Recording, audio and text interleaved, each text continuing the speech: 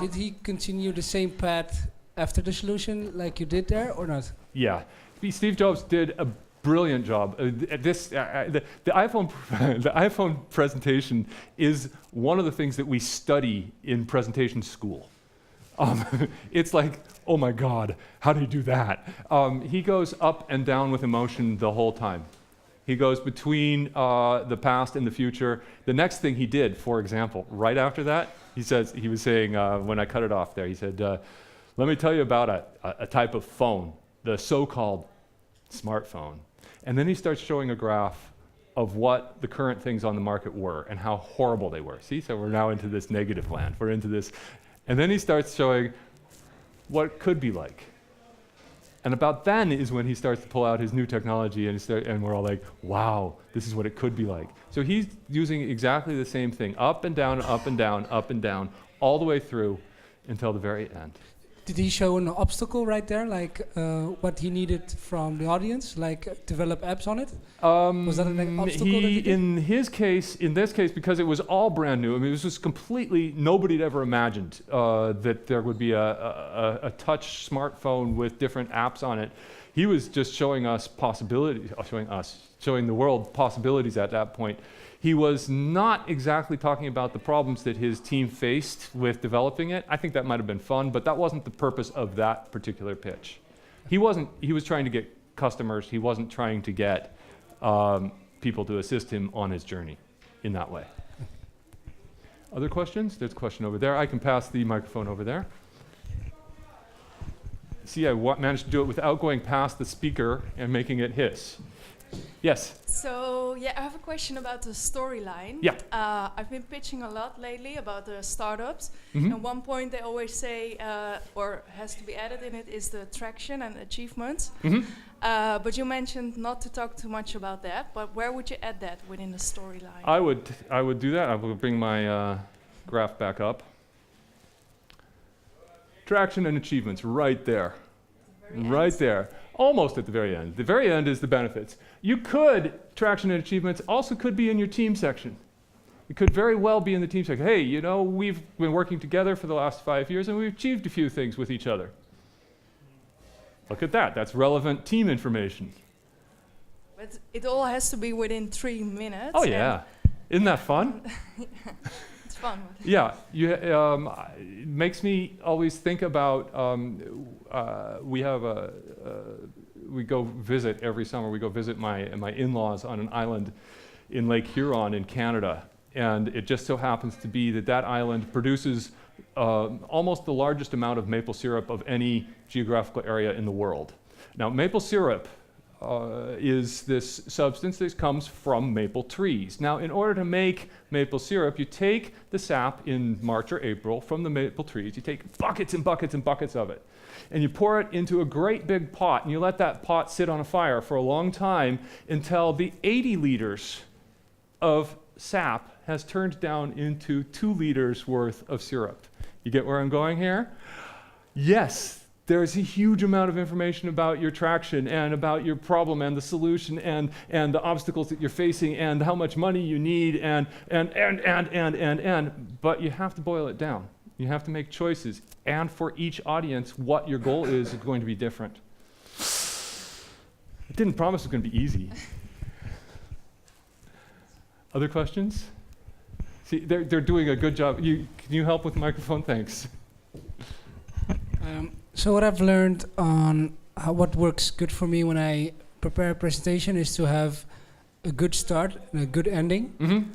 and then work on what's in the middle. The sandwich approach. Yeah. Yeah. Do you have any other better approaches? I think that's a pretty good approach, except for I would start with the end.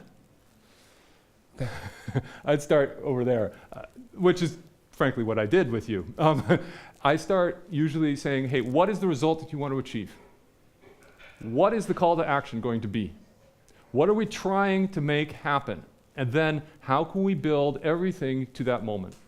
Now, a great start is incredibly important because without that, the audience is like, wake me up when it's over. So there you are. But everything else needs to be part of the build up towards the moment where you are going to reach that big idea, the call to action, the what we call in TEDland idea worth spreading. All of that needs to be there as you get started. So if it's the end, that's the end. I always really like to get the end sorted out pretty fast, because then I know what I'm wasting my time on, what I can leave out because it's not appropriate anymore. Yeah, does that help? Yeah. There was a question next to you. Yeah, what is the percentage is when the story must be authentic? Yeah. That if he is telling me my story or I telling my story, what's the difference in this result?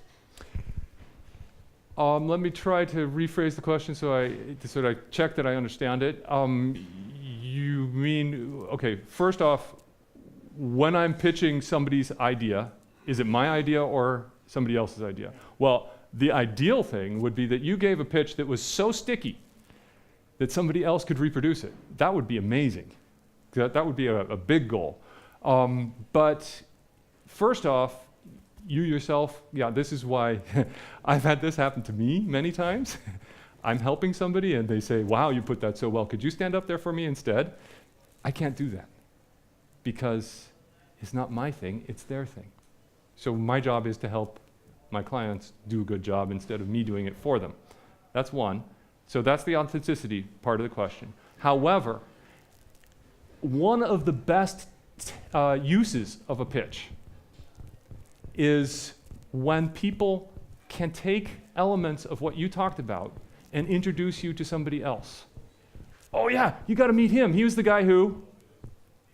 And that's maybe me repeating your story.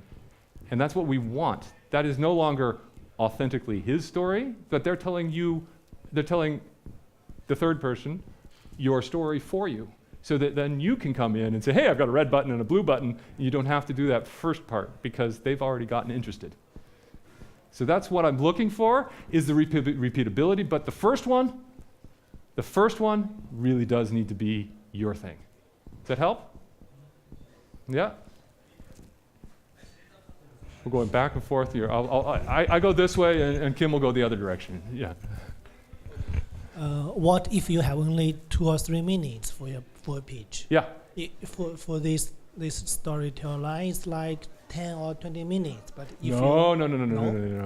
You can do this in. I'm gonna have to one day. I'm gonna have to get a startup idea, and I'm gonna have to use this as an example. But okay. Hi, my name is Jonathan Talbott. There is a comet that's coming towards the planet. It's going to kill everybody, and we better do something about it fast. That's why I've asked Superman to come help us out. Superman has actually an awful lot of skills that he's developed in the last several years to be able to push comets out of the way. Unfortunately, we've discovered that, how am I doing on time? Still within 1 minute, I think. Unfortunately, we've discovered that half of the comet is made out of kryptonite. So therefore, we're going to need to develop a lead suit for Superman. In order to do that, we're going to need your help, engineers, to design a flexible lead suit that is thick enough to protect Superman so that he can help us save the planet. Okay. It's possible to do. And that was just recorded, so now I don't have to do that again.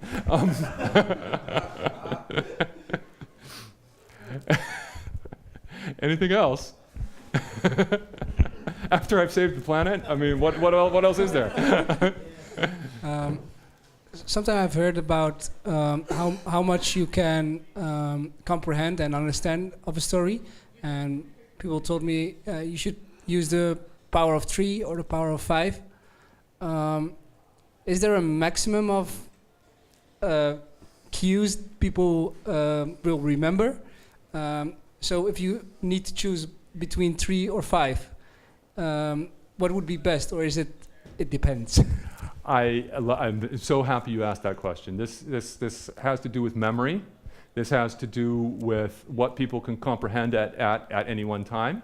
The current research, well, actually the old research on this, and the same guy redid his research and found another number, but I'll get to that. See, that's the cliffhanger part. The old research on this was that human beings, regardless of how smart you are, and I'm afraid regardless of what your gender is, so much for that multitasking thing, can process 7 plus or minus 2 pieces of discrete information at one time. I repeat myself. That is 7 plus or minus 2. Ready with that? That's 9 to 5. Pieces of individual information at one time. So if you give people, 7 things, they should be able to handle it. But the bad news is that they redid the research. And they've recently found out that it's more like 5 plus or minus 2.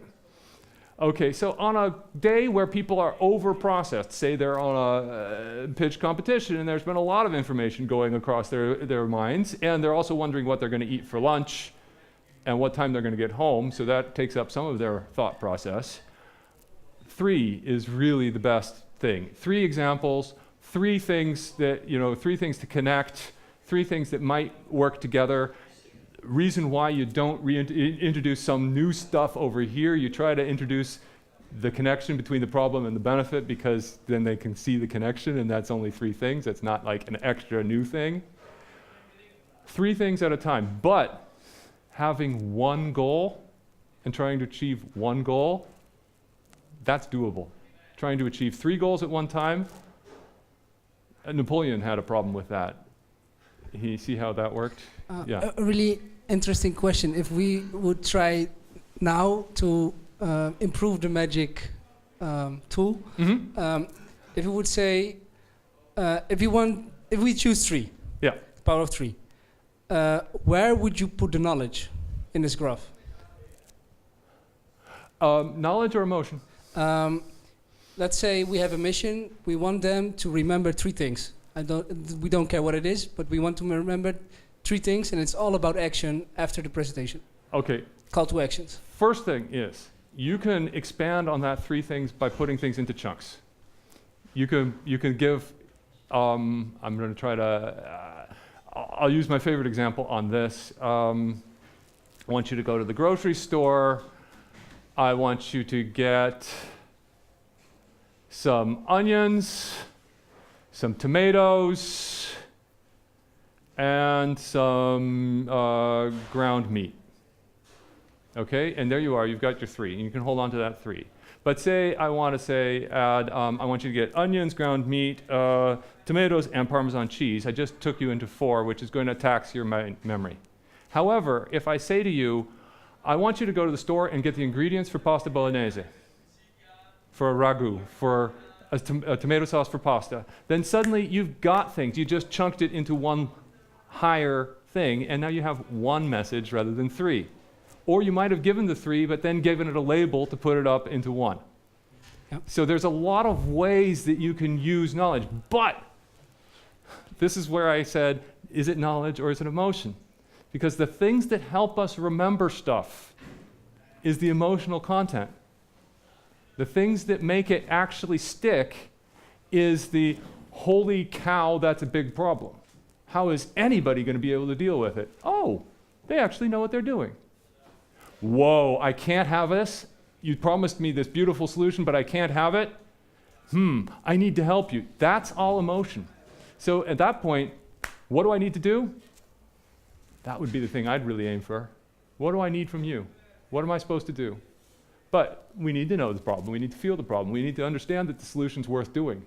I mean, yeah, right, they got a silly solution. I don't want to help these guys. Is the power equal at the bottom and at the top? Like when you classify the emotion power when it's negative and positive, what sticks best? Negative emotions actually stick longer than positive emotions, which is entirely weird, but we have, we're human. Yeah, if I take, okay, it hurts more if I take something away from you. The quality of pain or pleasure is almost twice as much when I take it away as when I give it to you. When you get something, you get, oh, wow, I feel great. Okay, you feel great. But then I take it away, you're like, hey, you can't have that. And that is approximately twice the amount of magnitude of feeling as the pleasure you get. So yeah, negative stuff, that's why stories work, is because it's all like, bad stuff, but we need to resolve it. Okay. So I can't give you numbers, I'm afraid, and I think that's what you're looking for. Yeah, let's say it's 3, and would you just repeat it once at the best times in your story, or would you say you do the wrap up like a lot of American people do, try to start with it in the beginning and round up in the conclusion by repeating it? Yeah, you could do the what they call the rules for preachers. Tell them what you're going to tell them. Tell them what you told them. You could do it that way, but also works for kids, by the way. I'm about to ask you to go upstairs and go brush your teeth and get your pajamas on. Could you please get your pajamas? Did you get your? Now you know what life's like in my house. Works for everybody, but not in my house. All right. You can use that, but that's also somewhat of a waste of time when you've only got 3 minutes or 2 minutes to do it. What you really want to make sure is that whatever you're trying to achieve at that end is what you achieve. And the funny thing is, usually that 3-minute mark happens, right about here in your pitch. And you're like, oh crap, I didn't get to the good stuff. You need to make sure that the good stuff is achieved. So you need to make sure this stuff is short enough to reach the actual call to action, the question you want to do. That needs thing, because that's the reason why you're there. That's the whole reason. But you got to build that with this stuff. I'm not giving you the best, most straightforward answer, I know that, but I'm not sure I can, without getting into great detail, specific detail, if I can give you any more. Yeah, it helps, thank you. Yeah, okay. Yeah.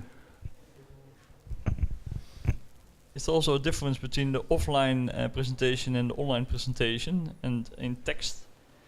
In terms of talking to people, or in terms of writing it down? Yeah. I can. The impact of social media, for example. Oh, the impact. Okay, so if you're doing a social media,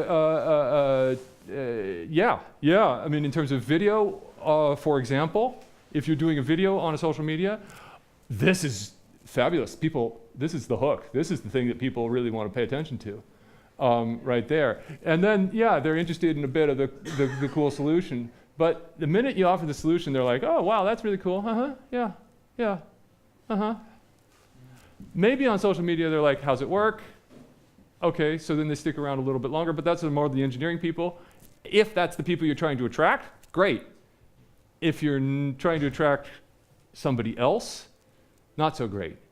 So then you need to explain, ladies and gentlemen, we're looking for your help to do this, because I understand that what we're aiming for is trying to build communities here. We're trying to add people, and you only add people by asking them to help, asking them to join, asking them to be part of things. I see a reaction to this. On the problems. Yeah. Yeah, but there's different ways to sort of present the problems. You can do it in a negative way, saying, oh, it's so hard, oh, you're stuck, your things. But you can also present it in a positive way, in the sense of, are you willing to open up? Are you willing to, or are you looking for? Is there a way, what you would recommend to use in a pitch? So happy you asked it that way. This is great. This is like level 2.0 that I'm looking for right there. When you present as a presenter from a situation of vulnerability, when you say, I'm not perfect, I am looking for collaboration, I am trying to achieve results together, we're trying to create something, we're trying to create a movement, then, yeah, there's an opportunity, and this problem is an opportunity that we're trying to create a way that we can, but some problems are also just really nasty problems, global hunger. I'm not sure how you present that necessarily as an opportunity. No, but what I mean, maybe not so much even the opportunity, but say global hunger. I mean, I could say, oh, it's so bad, everybody is so hungry and that we need food and people are dying. But I could also say, wouldn't it be great if there's a world where nobody is dying, that everybody has enough food and we share all the food we have? You're still presenting the negativity. Yes, I know, but it's a different way of sort of... Yeah, it's a completely different way. Okay, so there are people that are dying, there are people that are hungry. Wouldn't it be great if we could solve that? Yeah. Wouldn't it be great if we all could start working together to solve that. Now, my foundation has a plan. See what we just did? We just flipped it actually a little bit there. We put solution first and then we put team second. Fine. Again, what you were saying before about, hey, could we start with the benefit instead of starting with the problem? Go right ahead. Imagine a world, welcome to advertising. Imagine a world where there was no hunger. Imagine a world where everything was shared together. And then we take the needle off the record and go, that's not the world we have. But we could try to create it. That's the up and down. But you could start with the benefit. Fine, great. There's no rules here. They're all pretty flexible, but all I'm asking you to do is to consider how you're going to try to activate people and motivate them. There was a question over here. This microphone has legs. It's going to have to... Yes, more in general about maybe some tips for preparing pitches. Sure. So when I first wrote a pitch and someone was helping me with it, he looked like he wanted to rip the paper apart because he said, this is presentation language, it's not pitching language. Okay. So you need to keep your message simple and short, I guess, especially in a 3-minute time span. Do you have some tips in general for preparing and practicing, and what would be what would you say is the optimal amount of tries before you really go for it? So more practicing in general. Well, the first question I would ask of you is, what is before you really go for it? What does before you really go to it mean to you? Well, how many times would you recommend preparing it before you do your actual pitch? How much time you got? Yeah. That would be the amount of time that I would use. You got to recognize that the people who are idea people, I call you all idea people, the people who are inventing things, who are creating the solutions, the startups, the prototypers, the coders, you're all working on that thing and you're doing a great job on that thing and it's fantastic. But if nobody knows about it, nobody can support you. So if you spend the same amount of time, working on communicating it as you do on building it, imagine what would happen. Now I know that that's never, ever, ever going to happen. I get it. But put that as an idea. Have I figured out a way to communicate to other people the value of this solution? Have I figured out a way to talk to this target audience about the value of my solution, or what it means to them, or what their problem is and what aspect of their problem we're working on? Have I figured out a way, and you don't have to do this all in one afternoon, have I figured out a way to talk about the relevance of my people towards solving their problem?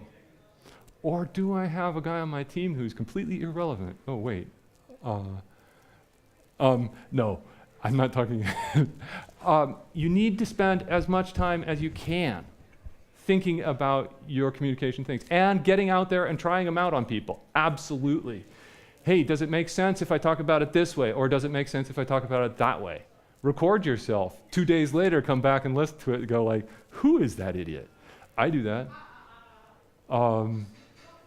But I work in communication, so I don't have to build the prototypes. So that's easier for me. Yeah? Did that come close? Yeah? All right, we're going to get the last couple of questions here. One time I cried during my presentation because I cared too much. Sometimes that's good, but sometimes you get really annoyed at yourself. Yeah. Are there any tricks to keep your emotion in check? Well, number one, as you actually said, keeping your emotion out of check can help, but it really depends. I mean, what you're being emotional about. Exactly. If you're crying about the frustration that you're not getting your message out, that's not helping you. And that was not the type of cry. Okay, but I mean that can happen. Whereas somebody gets so caught up in the whole everything that tension, that's not the tension we want. But how do you release yourself? The first thing is recognizing that there's a floor. And that you are standing on that floor, and that you are standing on that floor with all of the feet that you actually own. And that above those feet, there are also knees. And that those knees, they actually have the ability to wiggle. And here's, you think I'm making this up. This is, there above the knees, there's a joint that's called the hip joint. And once you unlock that hip joint, and you will discover in a few minutes, if you stand up and you do this, you start to smile. It's crazy. You start smiling, and the reason why you start smiling is that the minute you unlock your hip joints, you've unlocked your entire back and all of your breathing apparatus, and suddenly it's like, whoa, I'm free. That's how you It's pretty can crazy because I started to dance when I started to cry. start to dance and cry at the same time. Wow. So that got me out of the emotion. Well, without seeing that, I'm not sure exactly how to help you, but yeah. would you like to come up here and try? No, okay, thank you. Do we have a last question? We have a last question. Yeah, it's also a more general question, but do you have some examples of good call to actions at the end? Examples of good calls to action. Depends on the audience, of course. It's entirely dependent on the audience. Because the one audience you're going to be saying, hey, I want your money, and another audience is going to say, hey, I want your time, and another audience is going to say, hey, I would like you to buy my thing, and another one says, hey, could you join our board of directors? And another one, it's use this, test this. Gee, did I just offer a bunch of calls to action right there? It doesn't have to be a big deal. It's just help us out. We could do this together. We really need help. These are legitimate calls to action that aren't often used in pitches. Usually it's like, hey, we're amazing. And then, did you have a question? Oh yeah, we need $1 million, okay? Yeah, but sometimes the goal is not so clear. Sometimes it's not that you're really asking for capital or something. It's just, for example, pitching to other startups or improving your pitch or... Improving your pitch, I would always go for. Pitching to other startups, a complete waste of time. Yeah, that's, I mean, except for the practicing part. Absolutely. And the getting to know each other, that's lovely. That's all great. But talking to people who can make a difference to you, finding those people, connecting with them, that's really where you want to spend your time. Otherwise, going to pitch competitions, are the right people for you going to be there, or is it just people in startup world? Or are the people who actually can help you? And if that's the case, then go for it. But if it's not the case, spend your time going someplace else, and everybody's going to be like, where'd they come from? Wow, they're successful. Look at that. And they did it without having to waste all their time in pitch competitions. That's my recommendation. But I don't like competitions that much anyway. Yeah. Okay, there's a lot of things that are going to go on. Part of the impulse tonight for this specific webinar and workshop was that there is an enormous hackathon coming up in April, the Odyssey Hackathon. And part of the idea was to start preparing teams for that. I would like to remind everybody, yes, it is a hackathon. There is a competition element to it. There will be winners, yes. But if you work hard on creating, and I'm really glad you asked that question at the end, if you work hard on creating your community, if you work hard on finding your supporters, if you talk to absolutely everybody who could conceivably help you all the time, and you keep on asking for help, and you keep on letting people know how they could help you, there won't be one winner. There will be 100 winners. So go for it. Thank you.